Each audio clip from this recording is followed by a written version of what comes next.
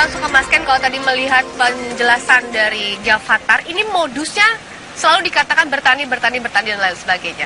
Itu sama ya seperti yang dilakukan oleh NII sebelumnya, copy paste sama begitu? Sama, copy paste, dan mereka akan menggunakan cover kegiatan sosial ini menjadi langkah untuk mencari simpati masyarakat. Karena Mas Ken, sorry ya, saya mendengar pernyataan Pak Tubagus Abdul, kok saya jadi iba?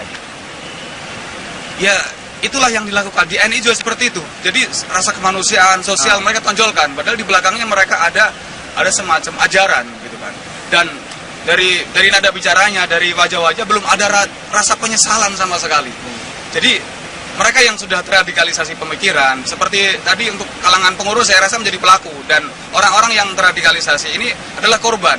Mas, pelaku apa bisa Anda jelaskan nggak? Pelaku dalam proses untuk penyimpangan akidah, karena dari awal dari mana datangnya penyimpangan akidah, Mas? Mungkin Pak Utang juga bisa mengcounter pernyataan saya, Pak Utang. Dalam artian begini, yang mereka lakukan tuh bertani gitu loh. Berkumpul bersama untuk memikirkan konsep perekonomian, konsep kehidupan mereka ke depan, di mana pemerintah dianggap gagal begitu. Itu kan hanya bagian dari propaganda. Itu propaganda menurut Anda? Iya. Artinya ini sebagai cover untuk menipu masyarakat. Karena mereka punya tujuan besar, yaitu dengan kekecewaan mereka membubarkan kota Mandiri, dan mereka berharap ya saya rasa akan bisa berbahaya dalam kategori makar mendirikan negara dalam negara seperti halnya NII. Karena mereka jelas kebencian mereka tadi kepada negara yang tadi juga disampaikan, masalah pangan yang itu baru sebeberapa. Di belakang masih kebobrokan Indonesia, semuanya salah. Yang benar hanya program itu mereka. Sudah makar menurut Anda? Ya, kalau sudah tahap seperti itu mungkin sudah tahap langkah awal untuk makar. Karena makar itu kan jadi mendirikan dalam negara. Mereka punya negara, punya KTP, punya lagu kebangsaan. Itu dalam tahap seperti tujuannya itu. ke satu wilayah, ke Pontianak itu, Anda melihatnya apa strategi awalnya? Menurut doktrin mereka, Pulau Jawa itu akan tenggelam.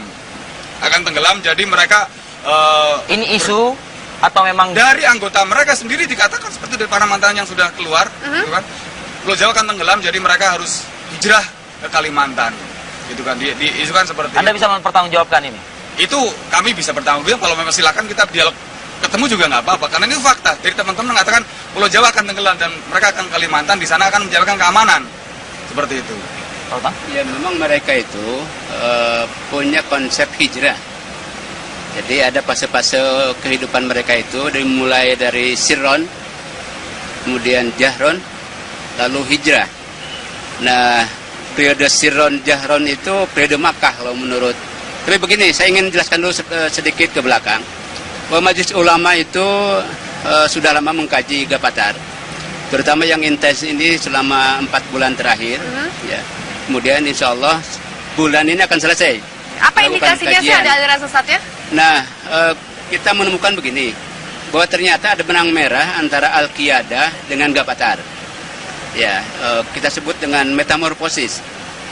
Nah, memang kalau dilihat dari ADART nggak kelihatan, tidak terdeteksi itu. Karena kalau Al-Qiyadah itu organisasi keagamaan, sementara Gavatar itu organisasi sosial kemasyarakatan. Tapi nanti kita coba masuk ke dalam, kita teliti. Tapi ini pun belum menjadi kesimpulan, ya, masih sedang terus didalami poin-poin pentingnya. Tapi indikatornya kita temukan sementara bahwa para pengurus Gavatar itu adalah para pengurus, sebagian besar adalah para pengurus Al-Qiyadah. Jadi mantan-mantan pengurus Al-Qiyadah. Kemudian juga ketika mereka melakukan pengajian-pengajian itu, ketika ada pengajian akbar, mereka mengundang Ahmad Musaddiq. Ya, dan itu Musaddiq itu sering disebut sebagai Mesia. Yang kita lihat di Al-Qiyadah itu posisi Musaddiq adalah Al-Masih Al-Mau'ud, ya Mesia juga. Ya, kalau begitu ya berarti memang ada benang merah antara Al-Qiyadah dengan Gavatar. Belum lagi kita lihat juga dari referensi yang dipakai. Ya, referensi yang sampai sekarang menurut beberapa sumber dipakai di Gavatar itu referensi yang dulu justru dipakai di Al-Qiyadah. Pak, ini bukan kata orang, bukan ini kabar fakta, ini penelitian dari MUI, yang kita dapat. Yang sudah dikaji, sudah dikaji. Pengkajian. Ini yang sedang dalam proses pengkajian. Okay. Dan kita sudah dapat masukan dari MUI daerah yang sudah mengeluarkan fatwa. Jadi MUI Aceh, MUI Maluku Utara, MUI Solo, termasuk Depok. Dan saya juga berterima kasih ke Kesbang Pol Provinsi.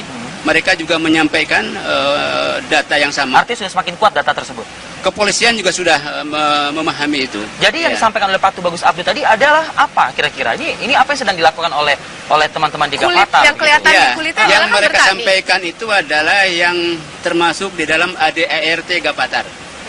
Ya, jadi pedoman organisasi mereka ya seperti itu, seperti yang disampaikan oleh Pak Abdul. Tapi di dalamnya ada kegiatan-kegiatan terselubung, ada data-data yang bisa kita gali, dan ini sudah kita dapatkan data-data dari lapangan. Baik, Mas Ken. Ya. Bukan membenarkan, saya garis bawahi, bukan membenarkan aksi masyarakat di Mependawa yang merusak tempat tinggal, membakar dan lain sebagainya, berbuat anarkis. Sekali lagi saya katakan, saya bukan menggarisbawahi membenarkan begitu. Tapi mungkin sajakah menurut Mas Ken, masyarakat ini tergerak karena memang ada akidah yang sudah dirusak seperti itu? Jadi kita tadi memang bukan membenarkan, tapi ini juga biasanya refleks di masyarakat melihat reaksi orang-orang Gavatar begitu ngotot ketika hanya untuk dipulangkan saja supaya mereka kembali kepada daerah. Karena ratusan anak hilang ini juga orang tuanya berharap anaknya balik. Jadi wajar jika mereka berharap mereka sudah balik ke kampung saja, kembali kepada daerah masing-masing. Lah ini ngotot tidak mau balik, alasan rumahnya mereka sudah dijual. Jadi ini kan ketakutan-ketakutan masyarakat sekitar akan paham Al-Qiyadah ini ya, Ahmad Muswada ini menjalar di sekitarnya juga. Menurut Anda kita harus masyarakat pahami. sudah mengetahui paham-paham tersebut? Saya rasa sudah, karena mereka tidak berhenti begitu saja. Di sana pasti mereka mengadakan perekrutan, kajian-kajian sembunyi lewat organisasi awalnya. Jadi mengatakan bahwa ini program misalnya pertanian, program yang bagus lah, yang seolah-olah membantu pemerintah. Jadi masyarakat dan simpati datang ke mereka, nanti setelah datang, nanti ketika diseleksi bisa masuk, nanti baru mereka akan rekrut menjadi anggotanya. Jadi memang tidak langsung ketika datang langsung direkrut, ada proses-proses tertentu. Dan menurut saya ini adalah masalah, karena kalau mereka tidak berubah, mereka akan bisa menyebarkan ideologi, dan ideologi tidak akan pernah mati. Ini akan terus berjalan, mereka akan berganti nama lagi, nama-nama yang baru. Ada Kalimantan Barat lainnya begitu maksudnya? Ya, se-Indonesia, karena mereka ada di seluruh Indonesia di daerah. Sebentar, Mas Ken, yang dikhawatirkan tadi Pak Tubagus Abdul mengatakan kalau mereka kembali lagi, ini mereka mau ngapain? Akan diterima apa tidak? Nah, berdasarkan pengalaman Mas Ken, dalam menanggulangi beberapa korban-korban seperti ini, apakah memang nanti kehidupan mereka akan terjamin kembali seperti normal seperti sebelum mereka mengikuti aliran Gavatar? Kalau mereka kembali dan menyatakan sadar SOP kita berbeda tadi ya. Mereka harus jujur melakukan kesalahan, ada sebuah penyesalan. Saya rasa nanti kita dalam ini dengan pemerintah daerah ada program pemberdayaan, dan saya rasa dari pemerintah siap untuk melaksanakan ini, karena mereka saya memahami mereka adalah orang-orang hebat yang mempunyai semangat perjuangan, cuman mereka adalah salah tempat. Jadi mereka ketika nanti diarahkan untuk hal-hal yang benar sudah tidak ada, ibarat gelas sudah terisi, kita nolkan kembali, jadi kita isi dengan pemahaman yang benar gitu kan. Pembinaan bisa dilakukan intinya? Saya rasa tidak ada yang mustahil, mereka bisa berubah. Baik, sebelum ke Pak Tubagus Abdul terakhir, saya ingin ke Pak Utang. Pak Utang, konkret ke depannya, artinya masyarakat jangan sampai mungkin berpikir jadi gamang begitu ya Pak ya. Katakan kalau yang hak, yang batil, yang batil. Dari MUI mungkin Gavatar perlu diteruskan dengan sikap pertanian dan lain sebagainya atau dihentikan? Ya, seperti yang saya sampaikan tadi bahwa ada indikator bahwa Gavatar itu merupakan metamorfosis dari Al-Qiyadah. Oleh karena itu maka ya tentu Gavatar harus dibubarkan. Tapi ini seperti yang saya sampaikan di awal bahwa ini sedang dalam pengkajian dan penelitian secara hati-hati. Ya, tentu ketika mereka dibubarkan, ini para korban ini harus dikembalikan ke masyarakat. Artinya mereka harus dibubarkan? Dibubarkan dan dikembalikan ke masyarakat, kemudian dilakukan pembinaan. Ya, biasa kalau MUI itu dimulai dengan diminta untuk bertobat, kemudian mengucapkan syahadat kembali, ya. Karena syahadat mereka, syahadat Al-Qiyadah itu beda. Ya, karena itu dilanjutkan dengan pembinaan, dan pembinaan kemudian dikembalikan ke masyarakat di sekitarnya. Dan insya Allah kalau MUI yang turun, insya Allah masyarakat di sekitarnya akan bersedia untuk menerima kembali mereka. Ya.